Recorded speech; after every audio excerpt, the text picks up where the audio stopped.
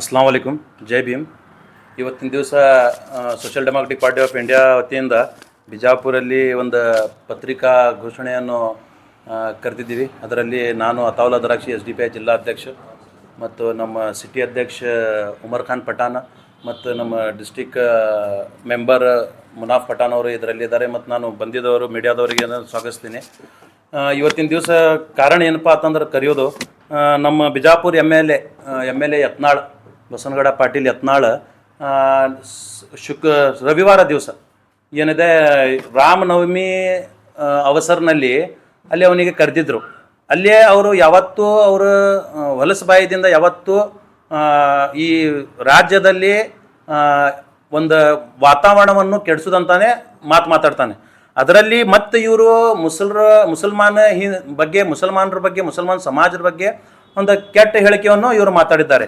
ಇದು ಬಿಟ್ಟು ಮತ್ತೆ ಇದು ನಮ್ಮ ಪ್ರೊಫೆಟ್ ಮೊಹಮ್ಮದ್ ಸಲ್ಲಲ್ಲಾಹು ಅಲೈಹಿ ವಸಲ್ಲಂ ಬಗ್ಗೆನೂ ಒಂದು ಹೇಳಿಕೆಯನ್ನು ಹೇಳಿದ್ದಾನೆ. ಏನಂತ ಹೇಳಿದ್ದಾನೆ ಅಂತಂದ್ರೆ, ಬಾಲಾ ಸಾಹೇಬ್ ಠಾಕ್ರೆ ಮನೆಯಲ್ಲಿ ಪ್ರವಾದಿ ಮೊಹಮ್ಮದನ್ನು ಹುಟ್ಟಿದ್ದಾನೆ ಅಂತ ಹೇಳಿ ಇವರು ನಮ್ಮ ಉದ್ಧವ್ ಠಾಕ್ರೆ ಬಗ್ಗೆ ಇವನು ಮಾತಾಡಿದ್ದಾನೆ.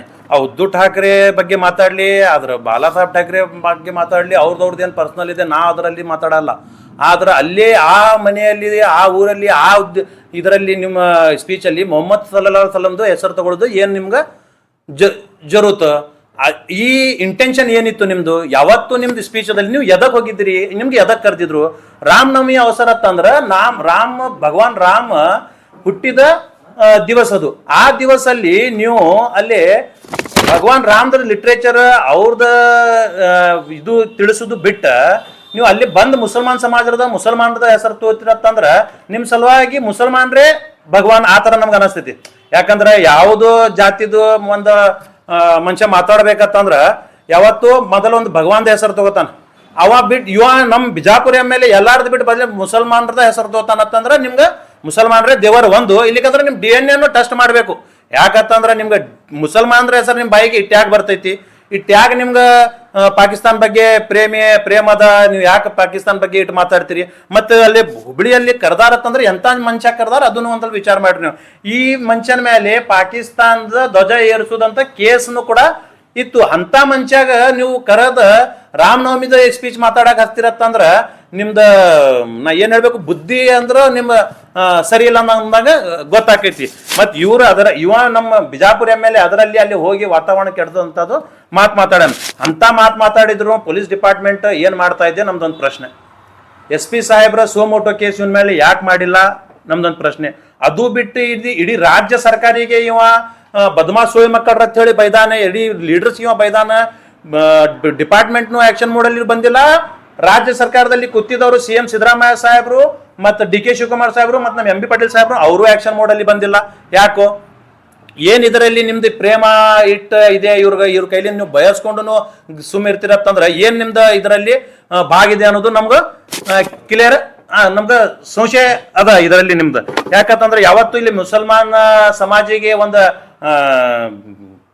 ಧೋಕಾ ಒಂದು ಕೊಡ್ಬೇಕಂತಂದ್ರೆ ನೀವು ಯಾವತ್ತು ಒಬ್ರ ಅಳದಂಗ ಮಾಡ್ತಾರ, ಒಬ್ರ ತಿಳಿಸದಂಗ ಮಾಡ್ತಾರೆ.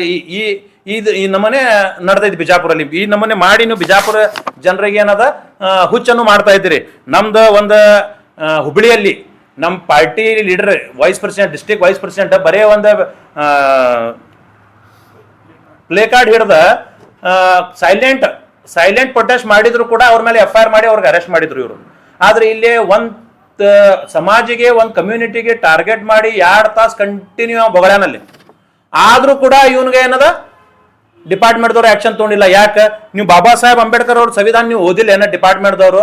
ಒಂದು ಸಾಮಾನ್ಯ ಜನರಿಗೆ ಅವನು ಸಾಮಾನ್ಯ ಜನರು ಇದ್ದಿದ್ದಿಲ್ಲ, ಅವರು ಸಾಮಾನ್ಯ ಜನರು ಇದ್ದಿದ್ದಿಲ್ಲ. ಅವರು ಒಂದು ಪೊಲಿಟಿಕಲ್ ಪಾರ್ಟಿದು ಜಿಲ್ಲಾ ಉಪಾಧ್ಯಕ್ಷರು. ಅವ್ರಿಗೂ ನೀವು FIR ಮಾಡಿ ಕೇಸ್ ಮಾಡ್ತಿರತ್ತಂದ್ರೆ ಇವನಿಗೊಂದು ಕಾನೂನು ಬೇರೆ. ಯಾಕೆ ನೀವು ಈ ಪೊಲಿಟಿಷಿಯನ್ಸ್ ಗುಲಾಮ್ಗಿರಿ ಮಾಡ್ತಾ ಇದ್ದೀರಿ ಡಿಪಾರ್ಟ್ಮೆಂಟ್ ಆಗಿ? ಯಾಕಂದ್ರೆ ಡಿಪಾರ್ಟ್ಮೆಂಟ್ ಅಂದ್ರೆ ಸಪ್ರೇಟ್ ಏಜೆನ್ಸಿ, ನಿಮ್ ಡ್ಯೂಟಿ ನೀವು ಮಾಡಬೇಕು. ಈ ರಾಜ್ಯದಲ್ಲಿ ಯಾವ ವಾತಾವರಣ ಕೆಡ್ತದಂತ ಕೆಲಸ ಮಾಡ್ತಾನ ಅವನ ಮೇಲೆ ನೀವು ಆಕ್ಷನ್ ತಗೊಳ್ಳೇಬೇಕು. ಅವ ಯಾರು ಕಂಪ್ಲೇಂಟ್ ಮಾಡ್ಲಿ ಅಥವಾ ಬಿಡ್ಲಿ.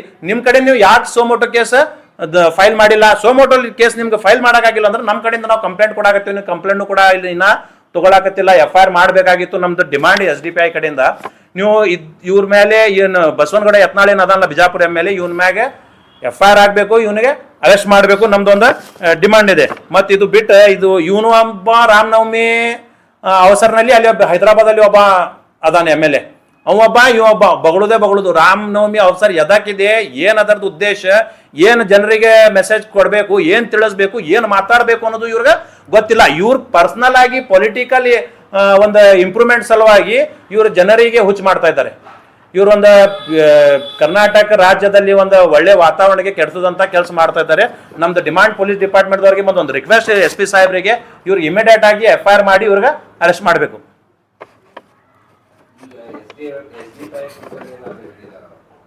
SDPI ಬಗ್ಗೆನೇ ಹೇಳಬಾರ್ದು ಅನ್ನೋದು ಏನಿಲ್ಲ ಸರ್. ನಾವೇನು ಹೇಳ್ತಾ ಇದ್ದೀವಿ, ಮುಸಲ್ಮಾನ್ ಸಮಾಜಕ್ಕೆ ಬೈದಿದ್ದಾರೆ ಕೆಟ್ಟವನ್ನು, ಮತ್ತು ಅದರಲ್ಲಿ ನಮ್ದು ಬಿಲೀವರ್ ಪ್ರೊಫೆಟ್ ಮೊಹಮ್ಮದ್ ಸಲ್ಲಲ್ಲಾಹು ಅಲೈಹಿ ವಸಲ್ಲಂ ಅವ್ರ ಬಗ್ಗೆ ಮುಸಲ್ಮಾನ್ ಸಮಾಜದವರು ನಮಗೆ ಬೈದ್ರು, ನಾವು ಸುಮ್ಕೊಂಡಿರ್ತೀವಿ. ಇದಕ್ಕಿಂತ ಮೊದಲು ನೀವು ಟಿಪ್ಪು ಸುಲ್ತಾನ್ ಬಗ್ಗೆ ಬಹಳ ಮಾತಾಡಿದ್ರಿ, ಆದ್ರೂ ಯಾರು ನಿಮ್ಗೆ ಏನು ಅನ್ಲಿಲ್ಲ.